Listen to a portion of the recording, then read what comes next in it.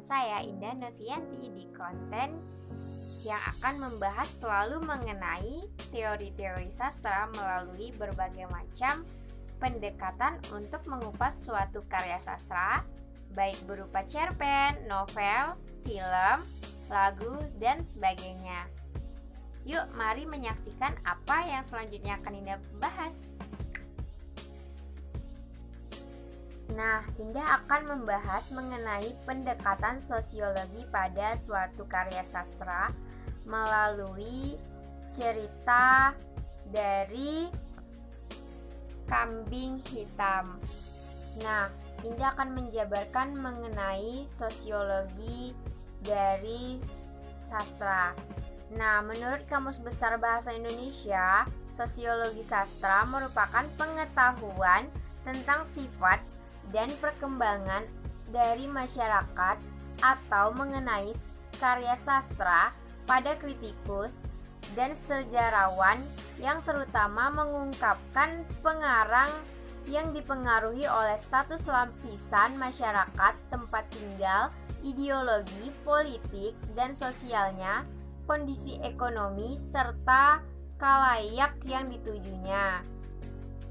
Sosiologi merupakan ilmu pengetahuan kemasyarakatan umum yang merupakan hasil-hasil terkait daripada perkembangan ilmu pengetahuan.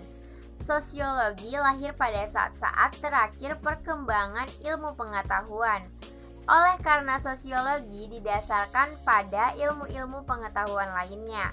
Selanjutnya, menurut Kamte berkata bahwa sosiologi dibentuk berdasarkan pengamatan dan tidak pada spekulasi-spekulasi perihal ke dalam keadaan masyarakat, dan hasil-hasil observasi tersebut harus disusun secara sistematis dan metodologis.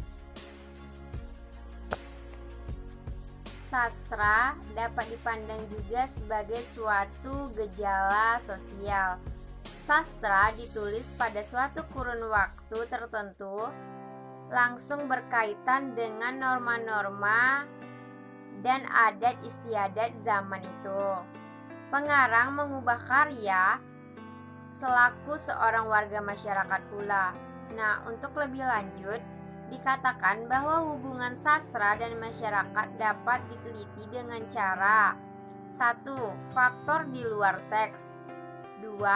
Hal-hal yang bersangkutan dengan sastra diberikan aturan dengan jelas. Yang ketiga, hubungan antara aspek-aspek teks, sastra, dan susunan masyarakat, sejauh mana sistem masyarakat serta jaringan sosial dan karyanya. Mari kita dengarkan hubungan sosiologi sastra pada cerpen Kambing Hitam sebagai berikut. Konteks sosial. Kebudayaan merupakan salah satu hal yang penting dalam kehidupan berbangsa dan bernegara.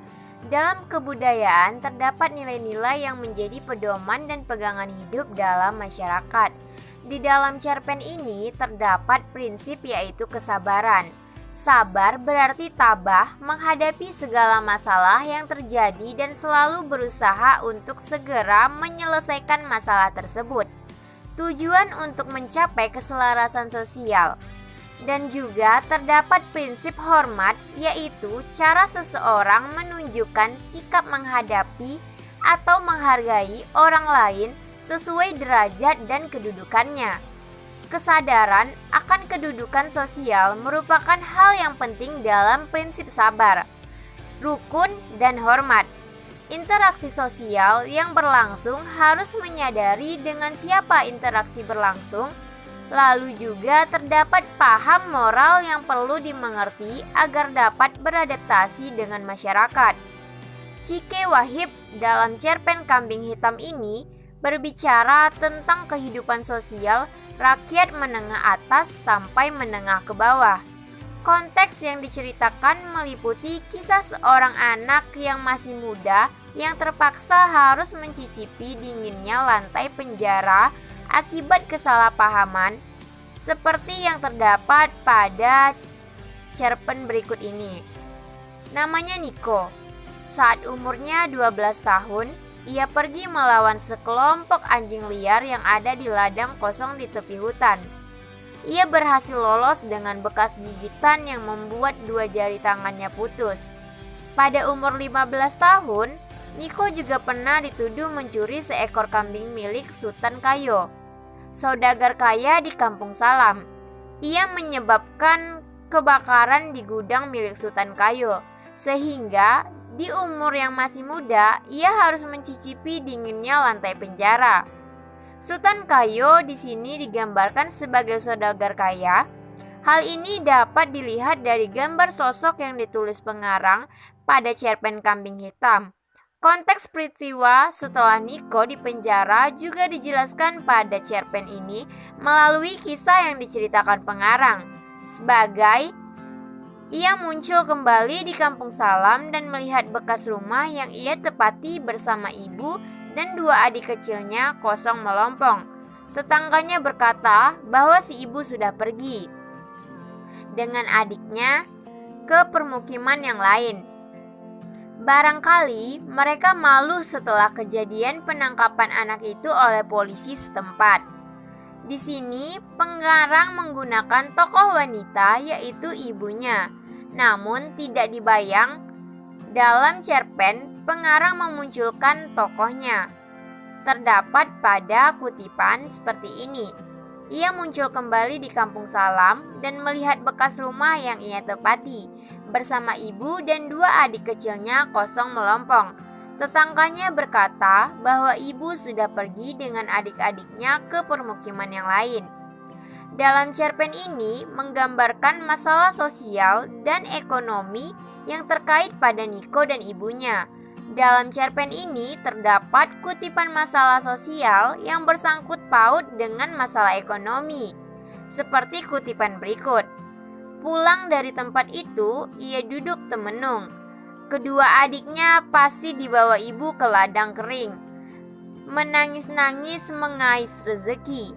Mungkin bisa dijadikan makanan bekal pulang. Niko mengusap wajahnya dan tertidur di luar di tikar pandannya. Dapat disimpulkan pula melalui cerpen Kambing Hitam menceritakan tentang kehidupan masyarakat yang memiliki tingkat ekonomi rendah dan atas atau kaya. Dalam cerpen ini memberikan gambaran nilai moral tentang kesabaran, ketabahan, dan juga kejujuran.